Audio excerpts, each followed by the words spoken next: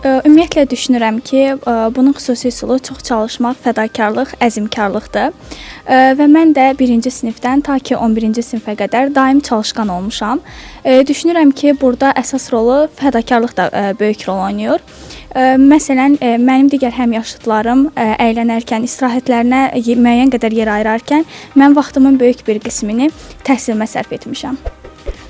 Düşünürəm ki, vaxtımın böyük bir hissəsini daha çox dərsimə ayırırdım. İstirahətimə də çox qısa bir müddətdə ayırmışam. Dimin xüsusi buraxılışlarından, xüsusən test toplularından, 20 sınaq test kitablarından da daha çox istifadə etmişəm. 4-cü ixtisas qrupu üzrə hazırlaşıram. Arzum həkim olmaqdır.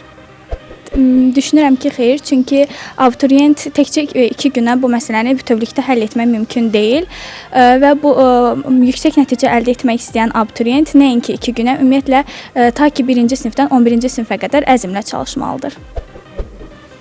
Bu yol ümumiyyətlə çətin, əziyyətli və kəşməkeşlidir. Bu yolda bəzən yoruluruq, hətta tükənib xəyallarımızdan vaz keçə də bilərik. Mənim bu yolda məni hər zaman dəstəkləyən valideynlərimə, təhsil aldığım məktəbin Zəngil liseyinin kollektivinə dərin təşəkkürlərimi bildirirəm. Yəni vaxtı idarə etməkdə xüsusi bir problem yaşamadım. Ən böyük və önəmli tövsiyəm ondan ibarətdir ki, heç vaxt öz arzu və məqsədlərindən geri çəkilməsinlər və bu yol əvvəl də qeyd etdiyim kimi çətindir, əziyyətlidir. Lakin sonda bu yolun gözəl bir nəticəsini görmək nəinki bizim üçün, hətta bizim valideynlərimiz və müəllimlərimiz üçün də çox qürurverici bir haldır.